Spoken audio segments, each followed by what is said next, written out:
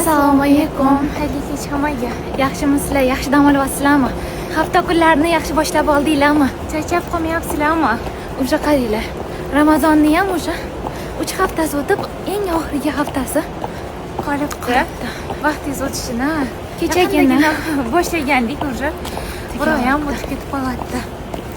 Shunaqa. Bizda havo ancha ilibdi. Bu haqiqiy bahoriy havo.